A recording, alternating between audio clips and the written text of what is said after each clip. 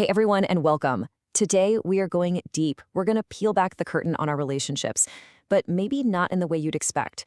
We're going to look at the neuroscience of it all to really understand why love, and especially conflict, can feel so incredibly intense. So let's dive right into the source code of your brain and love.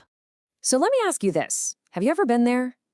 A small disagreement with your partner, maybe they use a certain tone of voice, and suddenly it feels like a full-blown life-or-death emergency inside your own body. Your heart is racing, your mind is spinning. So why? Why does our brain react with such overwhelming force to something that, on the outside, seems so small? Well, the answer isn't really found in traditional psychology.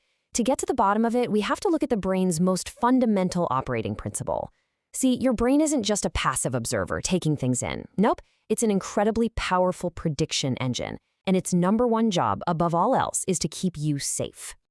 Okay, so this brings us to the first major concept, your brain's prediction engine.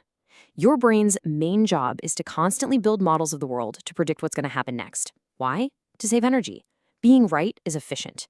But when its predictions are wrong, well, that's not just a surprise. To your brain, it's a huge, biologically expensive error that feels like a genuine threat.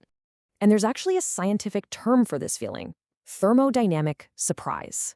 I know, it sounds complicated, but all it means is that jolt you feel when what you expected to happen doesn't. That gap between your prediction and reality costs a ton of biological energy, and your nervous system flags that energy drain as a serious problem that needs to be fixed right now. So this whole thing happens in a constant four-step loop. First, your brain predicts based on all your past experiences. Something like, my partner will be happy to see me. Then, you sense the world for evidence. You're literally scanning for data to confirm that prediction. Next, you compare that data to your original prediction. And if they don't match, if they look tired or distant, your brain screams error, and you act, trying to close that gap. And this quote just says it all, doesn't it? Confirmation is quiet, error is loud. When things go as planned, when your partner is happy to see you, your brain's quiet. It's humming along, saving energy. But the second an error pops up, a weird look, a late text, the alarm bells go off. The system gets very, very loud, because from a survival standpoint, an error could be dangerous. Okay, so if your brain is this prediction engine, how does it know the difference between you and, well, everything else, like your partner, the room you're in, the rest of the world?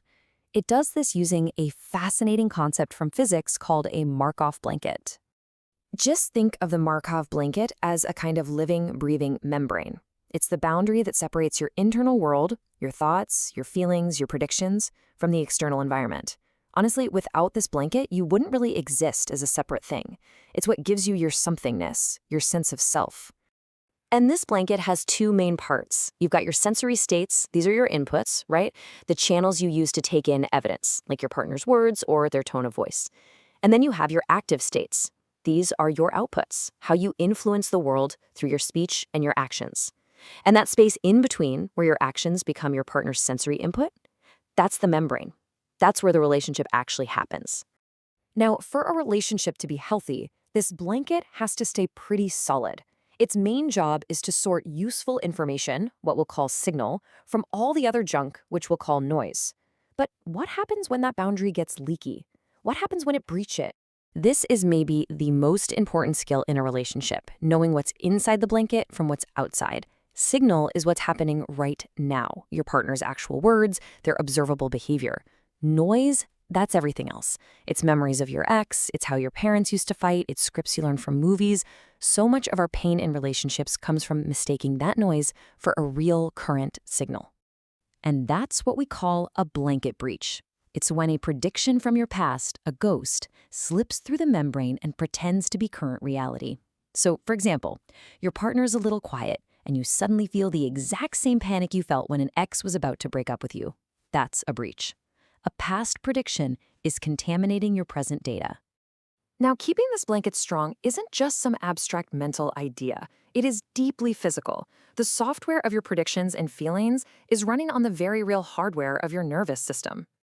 So you have to ask, what is the biological anchor for this whole thing? What actually holds this blanket in place and decides if it's open for connection or locked down for protection? The answer is your autonomic nervous system, and specifically the polyvagal hierarchy. See, you have three basic states. When you're in ventral vagal, you feel safe and social. And here's the key. This is the only state where you can be curious, learn, and update your internal models. In sympathetic, you're in fight or flight. All you care about is fixing the threat. And in dorsal vagal, you're in shutdown. The blanket is literally closed for business. No new data gets in.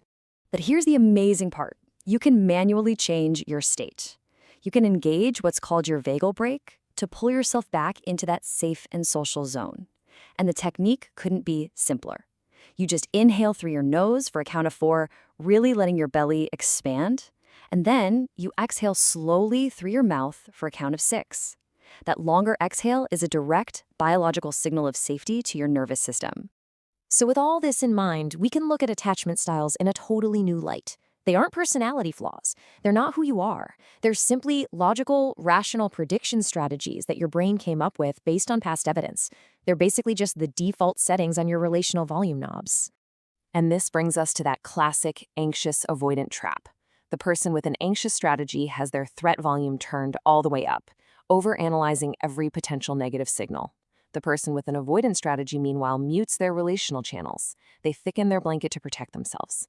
And the tragic part is how they feed each other. The anxious person's intensity is often the only thing that gets through the avoidant's thick blanket. And the avoidant person's retreat perfectly confirms the anxious person's worst fears. It's a perfect, painful loop. Okay, so that's the problem. How do we fix it? How do we get out of these old, programmed loops and build what we call earned security? Well, it comes down to consciously and intentionally rewriting your brain's code, using small, practical tools. All right, here's your first protocol. It's called the 60-second pause. The next time you feel that threat alarm go off, a late text, a weird tone, don't just react. Stop for just 60 seconds. Do that 4-6 breath we talked about and ask yourself one simple question. What is the actual sensory evidence right now, completely separate from my brain's old story? This creates that all-important gap between the trigger and your automatic reaction. Here is another incredibly simple but powerful tool. The next time you feel pressure from some kind of external noise, maybe a friend's opinion or an old expectation from your family, just repeat this mantra to yourself. Other side of the blanket. That's it. It's a way to tag that input as noise, protecting your internal model of your actual relationship from being contaminated. So to really truly rewrite your brain's code, you need 3 conditions to be met. First, you need new evidence that specifically contradicts an old belief. Second, the change can't be gigantic. It has to be a small, tolerable update, or your brain will just reject it as an anomaly. And most importantly, you have to be in that safe, regulated ventral vagal state. You simply cannot learn new relational truths when you are terrified. And really, this is what it all comes down to. This is the ultimate goal. True freedom in a relationship isn't about never having a negative prediction fire off. It's about creating that space, that gap between the prediction and your automatic action. Because it's in that moment of pause that you stop being run by the software and you become the programmer. Look, your relational source code, your blueprint, it was written by your past, in situations you probably didn't choose, but its future is absolutely not set in stone. The real question is, now that you understand the machinery, are you ready to pick up the tools and start programming the future you actually want?